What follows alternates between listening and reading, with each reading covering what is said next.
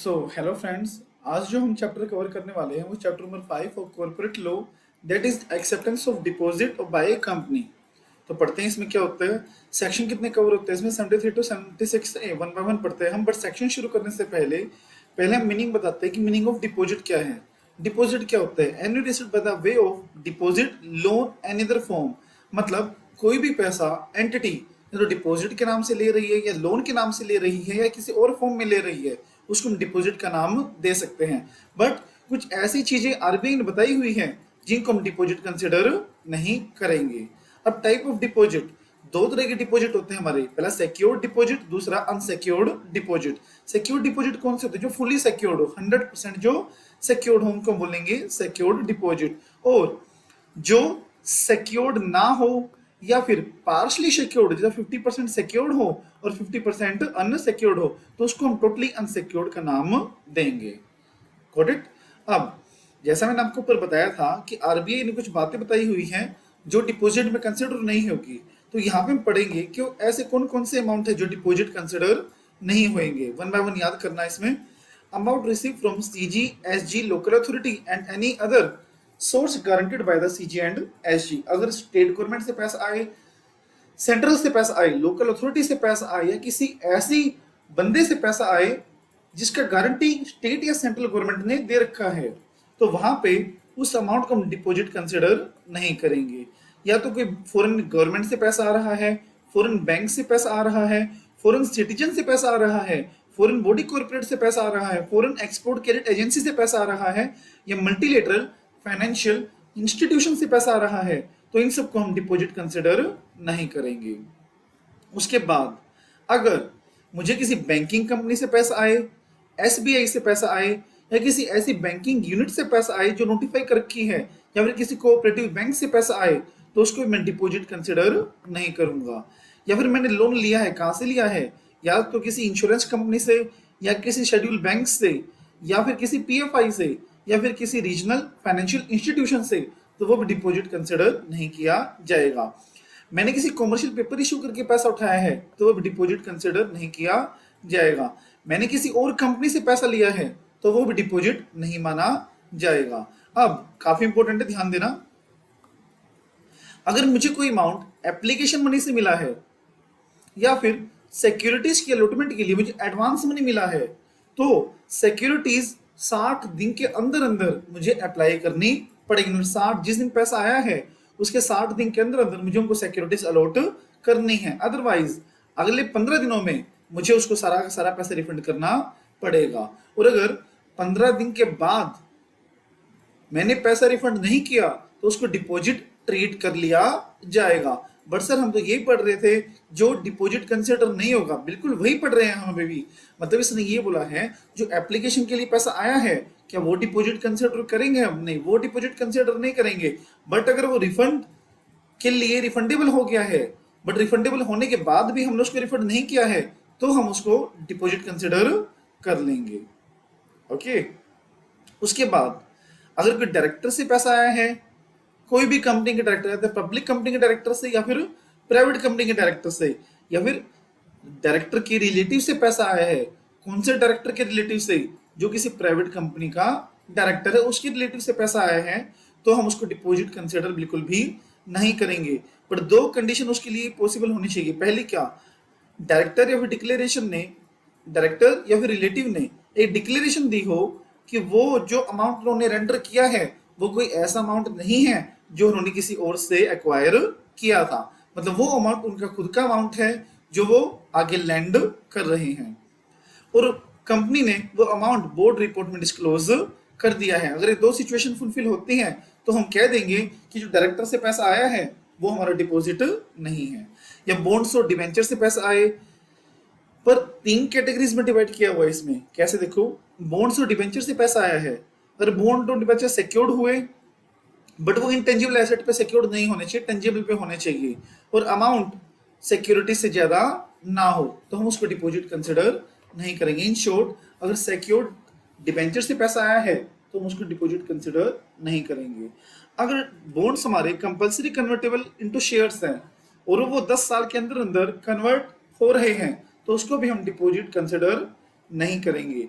और अगर हमारा कोई नॉन कन्वर्टेबल डिवेंचर है जो कन्वर्ट हो ही नहीं सकता, तो दो कंडीशन है, इन दो कंडीशन पूरी होने के बाद हम उसको डिपॉजिट कंसिडर नहीं करेंगे। पहली क्या, अगर वो अनसिक्योर्ड हुआ, दूसरी क्या, वो लिस्टेड एंटिटी का हुआ, तो हम उसको डिपॉजिट कंसिडर बिल्कुल भी नहीं करेंगे। उसके बाद अगर हमें कोई अमाउंट एम्प्लॉय से मिला है तो क्या हम उसको डिपॉजिट कंसिडर करेंगे या नहीं करेंगे? Sir depend on situation. कौन सी सिचुएशन?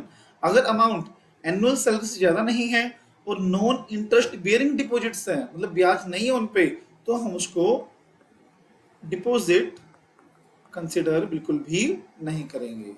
ध्यान रखना इस चीज का, पहला एनुअल सैलरी से वो ज्यादा नहीं होना चाहिए, और दूसरा नॉन इंटरेस्ट बेरिंग होना चाहिए, तो हम उसको डिपॉजिट कंसिडर बिल्कुल भी नहीं करेंगे। और अगर नॉन इंटरेस्ट बियरिंग अमाउंट मुझे मिला है और मैंने एज ए ट्रस्ट, मतलब मेरा नहीं है वो, एज ए किसी और के बिहाफ पे मैंने वो होल्ड करके रखा हुआ है, तो उसको भी हम डिपॉजिट कंसिडर बिल्कुल भी नहीं करेंगे।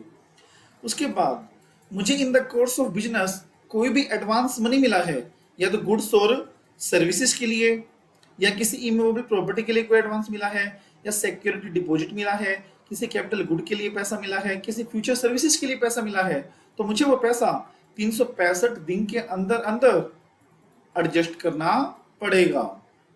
अगर मैंने 365 दिन के अंदर अंदर उसको एडजस्ट नहीं किया, तो 365 दिन के बाद वो डिपॉजिट मान लिया जाएगा। ओके, 365 दिन में एडजस्ट नहीं किया तो रिफंडेबल करना पड़ेगा, और रिफंड नहीं किया तो after 365 days it will term as a deposit.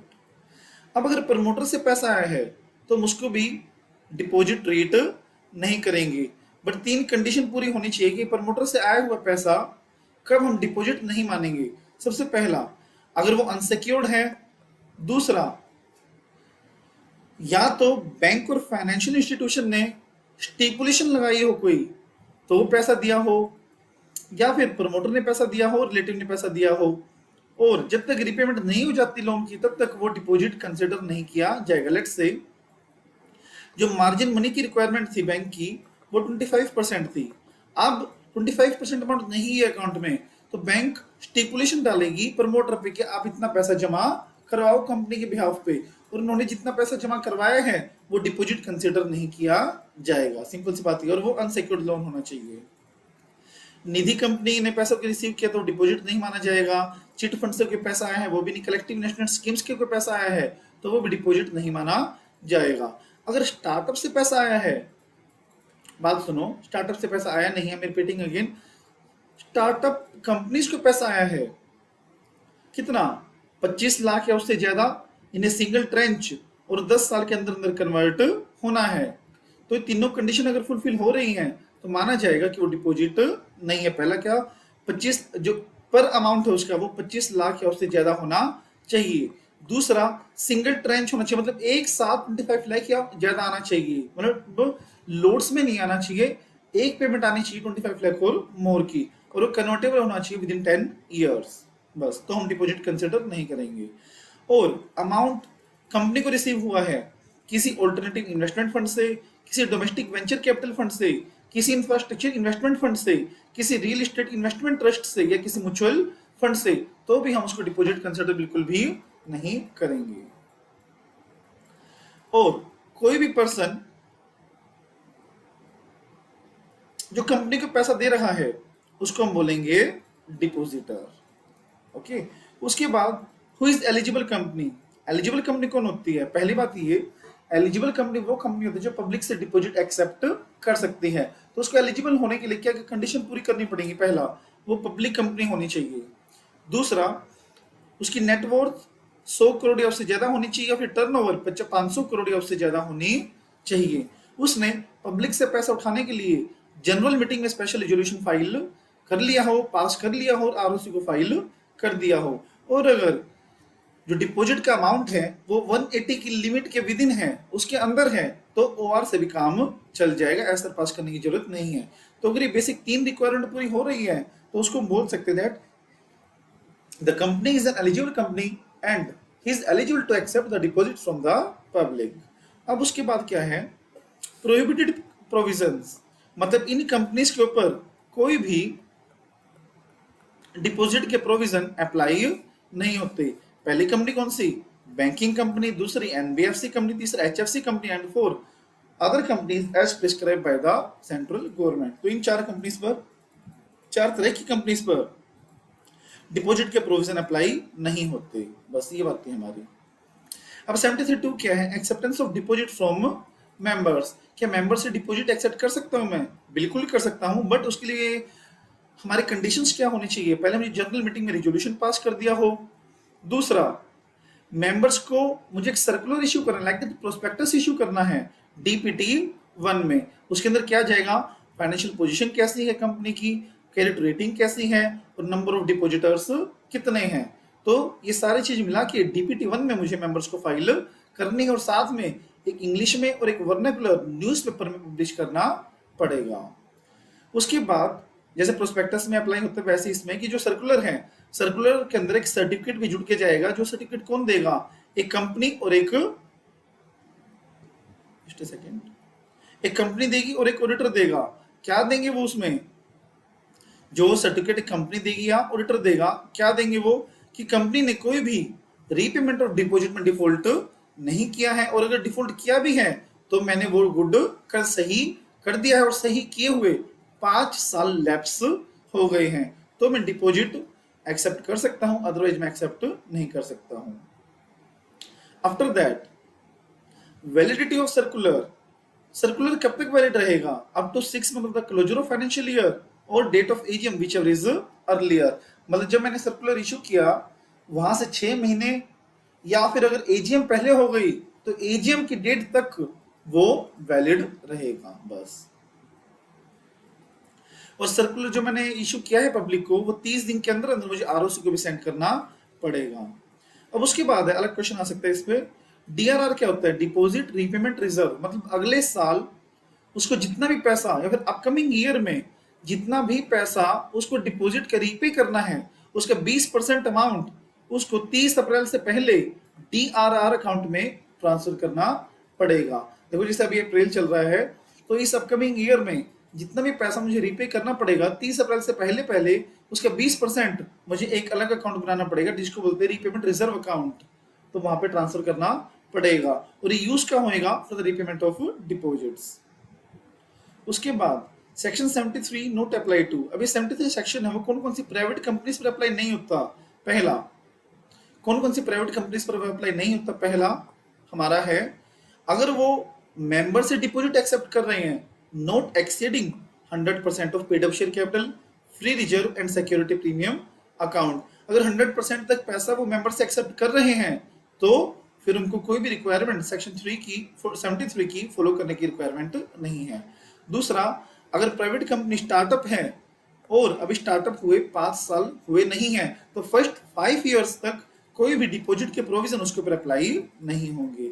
या फिर वो ये 3 कंडीशन रेगुलरली और एक साथ सेटिस्फाई कर दे तो भी उसको डिपॉजिट के प्रोविजन अप्लाई नहीं करने सेक्शन 73 वाले। पहला, वो किसी और कंपनी के एसोसिएट और सब्सिडरी नहीं है, उसकी बोरोइंग 50 करोड़ या twice of paid up share capital, दोनों में से जो भी कम है उनसे भी बोरोइंग उसकी कम है। मतलब let's say paid up share capital है हमारी 20 लाख, उसका ट्वाइस कितना हुआ? 40 लाख। लिमिट दूसरी कितनी है? 50 lakh. Sorry, I am repeating again. Let's say हमारी पेड अप शेयर कैपिटल है 5 करोड़, ओके, उसका ट्वाइस ऑफ द अमाउंट कितना हुआ? 10 करोड़। तो 10 करोड़ और 50 crore which ever is less, 10 crore हुआ विच एवर इज लेस। तो अगर बोरोइंग 10 करोड़ से भी कम है तो 73 की रिक्वायरमेंट पूरी नहीं करनी। और तीसरा, कंपनी ने रीपेमेंट के अंदर कोई भी डिफॉल्ट नहीं किया है। तो ये सारी कंडीशन पूरी हो रही हैं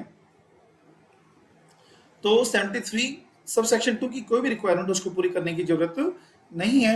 बट एक बेसिक रिक्वायरमेंट है जो हर एक कंपनी को पूरी करनी है कि हर एक कंपनी को डिपॉजिट एक्सेप्ट करने के बाद, डिपॉजिट एक्सेप्ट करने के बाद रिटर्न ऑफ डिपॉजिट्स आरओसी को ट्रांसफर करनी पड़ेगी, जो कि हमारा डीपीटी 3 बोलते हैं जिसे हम।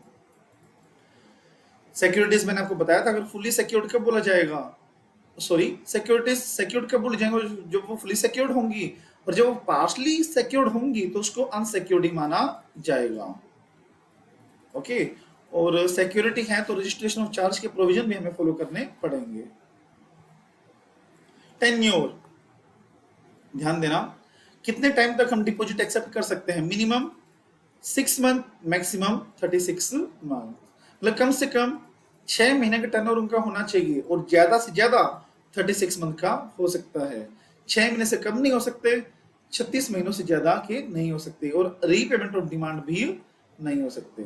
बट उसकी भी एक एक्सेप्शन है कि कहाँ पे डिपॉजिट का अमाउंट 6 महीने से कम भी हो सकता है, बट इस केस में भी 3 महीने से कम वो नहीं हो सकता। पहला, अगर अमाउंट डिपॉजिट का 10% of paid up share capital, free reserve, security premium account से ज्यादा नहीं है, मतलब up to 10% of SPA, FR, SPA है, 10% ऑफ पीएससी, एसपीए, एफआर है, तो हम 6 महीने से कम का डिपॉजिट एक्सेप्ट कर सकते हैं, बट 3 महीने से कम का नहीं हो सकता, और 3 महीने के बाद मुझे वो रिपे करना पड़ेगा बस। मैक्सिमम अमाउंट, मैक्सिमम अमाउंट मतलब कितना डिपॉजिट हम एक्सेप्ट कर सकते हैं। पब्लिक कंपनी कितना कर सकती है? 35%, overall 35% public company. IFSC public company 100%। Private company 100% of paid up share capital, free reserve और एसपीए तक वो एक्सेप्ट कर सकती हैं। ओके, पर मैक्सिमम लिमिट कहाँ पे अप्लाई नहीं होगी? मैक्सिमम लिमिट नहीं होगी अगर प्राइवेट कंपनी है और वो स्टार्टअप है, वो स्टार्टअप किए हुए हैं, अभी सिर्फ 10 साल हुए हैं, तो वहां पे मैक्सिमम लिमिट, मतलब पहले 10 साल कहो कि पहले 10 साल मैक्सिमम लिमिट अप्लाई नहीं होगी, और या फिर वो तीनों कंडीशन पूरी कर रही है तो भी मैक्सिमम लिमिट अप्लाई नहीं होगी। पहला क्या? एसोसिएट नहीं है, सब्सिडरी नहीं है, बोरोइंग ट्वाइस ऑफ पीएससी, और 50 CR which ever is less से भी कम है, तो वहां पे लिमिट अप्लाई नहीं होगी और उसने रीपेमेंट में कोई भी डिफॉल्ट नहीं किया है। तो ये था हमारा maximum amount of deposit that can be accepted by company. अब अगर जरूरी है तो कंपनी ट्रस्टी भी अपॉइंट कर सकते हैं जो डिपॉजिटर के इंटरेस्ट को प्रोटेक्ट करेगा, और ट्रस्टी मीटिंग्स को कॉल भी कर सकता है। अगर कोई ऐसा इवेंट हो जिससे कि ट्रस्टी को लगे कि डिपॉजिटर के इंटरेस्ट में काम नहीं हो रहा, तो उनके इंटरेस्ट को प्रोटेक्ट करने के लिए वो कोई भी मीटिंग कॉल करवा सकता है। या फिर 1/10 ऑफ डिपॉजिटर से रिक्वेस्ट आए कि आप हमारी मीटिंग कंडक्ट करवाओ, तो उस केस में वो मीटिंग करवा सकता है। इंटरेस्ट कितना रहेगा जो एनबीएफसी ने डिसाइड कर रखा है। ओके, अब क्या बोला गया इसमें? जब सर्कुलर हमने इशू किया तो उसके साथ हमें एप्लीकेशन फॉर्म भेजना है, जिस एप्लीकेशन फॉर्म में पब्लिक हमें रिक्वेस्ट करेगी कि आप हमारे डिपॉजिट को एक्सेप्ट कर लो, तो एप्लीकेशन फॉर्म के थ्रू ही वो डिपॉजिट एक्सेप्ट कर सकते हैं। और अगर जॉइंट नेम, मतलब डिपॉजिट का जॉइंट नेम में हो सकता है, बिल्कुल हो सकता है, बट 3 से ज्यादा जॉइंट नेम नहीं हो सकते। मैक्सिमम 3% जुड़ के ही अपना डिपॉजिट करवा सकते हैं। नॉमिनेशन भी जरूरी है। डिपॉजिट रिसिट 21 दिन के अंदर अंदर मुझे इशू करनी है। पैसा आने के बाद 21 दिन के अंदर अंदर मुझे हमको एक रिसिट देनी कि आपका पैसा सेफली तरीके से हमारे पास आ गया है। ओके, और 30 जून के अंदर अंदर हर एक कंपनी को पिछले साल में जितने भी डिपॉजिट लिए हैं वो सारे DPD3 में आरओसी को फाइल करने पड़ेंगे। जैसे अभी 23-24 एक्सपायर हुआ है, तो उस पूरे साल में जितने भी डिपॉजिट हमने एक्सेप्ट किए हैं वो DPD3 में बाय 30 जून हमें आरओसी को ट्रांसफर करना पड़ेगा बस। और जितना भी पैसा डायरेक्टर से आया है, उनके रिलेटिव से आया है, तो हमें वो नोट्स टू अकाउंट में डिस्क्लोज करना पड़ेगा। Penal rate of interest if the company fails to repay, अगर मान लो कंपनी ने डिपॉजिट रिपे नहीं किया, उसमें कोई डिफॉल्ट कर दिया, तो 18% के हिसाब से उसको ब्याज देना पड़ेगा। ओके, पनिशमेंट क्या है? और अगर कोई भी डिपॉजिट रूल, मतलब 73 74 जो भी हमने पढ़ा है अभी, और उसमें कोई डिफॉल्ट कर दिया कोई भी प्रोविजन को कंप्लाई करने में, तो पेनल्टी कितनी? कंपनी और एवरी ऑफिसर को कितनी? 5,000 rupees and 500 per day if continue. तो ये पेनल्टी उस टाइम पे इंपोज होगी जब कंपनी ने कोई भी प्रोविजन को कंप्लाई करने में डिफॉल्ट किया हो। उसके बाद 76, ये सिर्फ पर्टिकुलर सेक्शन है जो कि बात करता है कि उस केस में क्या होगा जब कंपनी डिपॉजिट एक्सेप्ट करेगी फ्रॉम द पब्लिक। पहली बात मैंने चैप्टर शुरू होते ही आपको बताया था कि सिर्फ और सिर्फ पब्लिक कंपनी जो कि एलिजिबल है वही मेंबर से डिपॉजिट एक्सेप्ट कर सकते हैं। याद करो, बताया था।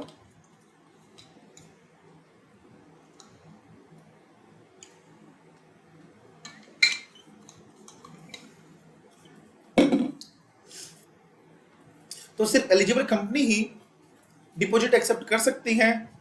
और एलिजिबल कंपनी कौन सी थी, मैंने आपको बताया था कि पब्लिक होनी चाहिए, नेटवर्थ 100 करोड़ या उससे ज्यादा होनी चाहिए, फिर टर्नओवर 500 करोड़ या उससे ज्यादा होनी चाहिए, जीएमएसआर फाइल कर दिया हो, और जितने भी साल का मैंने डिपॉजिट लिया है हर साल मुझे एक क्रेडिट रेटिंग एजेंसी से क्रेडिट रेटिंग ऑब्टेन करके आरओसी को सबमिट करनी पड़ेगी विद डीपीटी 3। और अगर सिक्योर्ड है तो 30 दिन के अंदर चार्ज क्रिएट करवाना है। डिपॉजिटर ट्रस्टी अगर नीड है तो कंपनी एक डिपॉजिटर ट्रस्टी भी अपॉइंट कर सकती है, बट अपॉइंट करने से पहले उसकी रिटर्न कंसेंट ऑब्टेन करेगी और सर्कुलर इशू करने से 7 दिन पहले एटलीस्ट डीपीटी 2 में उसके साथ ट्रस्ट डीड बनाएगी। कौन कौन पर्सन, मोस्ट इंपोर्टेंट पार्ट है ये, मार्क करो इसको, कौन कौन से केस में पर्सन डिपॉजिटर ट्रस्टी नहीं बन सकता है, फिर कौन कौन बंदा डिपॉजिटर ट्रस्टी नहीं बन सकता। पहला, जो कंपनी के डायरेक्टर हो, केएमपी हो, ऑफिसर हो, तो वो बंदा डिपॉजिटर ट्रस्टी नहीं बन सकता, फिर खुद वो क्या हो, डिपॉजिटर हो, या फिर उसने कंपनी को, सब्सिडरी को, उसकी होल्डिंग को, एसोसिएट को, होल्डिंग की भी सब्सिडरी को इंडेट कर रखा हो, पैसा दे रखा हो, तो वो भी ट्रस्टी नहीं बन सकता। उसका कोई फाइनेंशियल इंटरेस्ट हो वो भी नहीं बन सकता। उसने कोई गारंटी दे रखी हो किसी और के बिहाफ पे कंपनी को, तो वो भी ट्रस्टी नहीं बन सकता। या फिर किसी भी पर्सन का रिलेटिव हो तो भी वो ट्रस्टी नहीं बन सकता। याद रखना इस चीज को, ओके। उसके बाद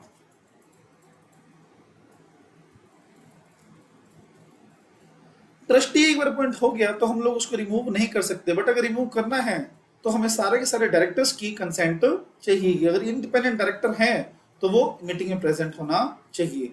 अब ये बताओ, एलिजिबल कंपनी कितना एक्सेप्ट कर सकती है, कितना बताया था मैंने, टोटल 35%, उसमें से मेंबर से कितना 10%, पब्लिक से कितना 25%, और अगर वो गवर्नमेंट कंपनी है तो सिर्फ और सिर्फ सबसे 35% तक वो ले सकती है।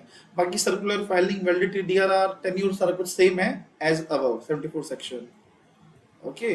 और सर्कुलर की डेट क्या रहेगी कि कब हमने इशू किया है, वो जिस दिन हमने वो डिस्पैच किया था वही उसकी इशू डेट मानी जाएगी,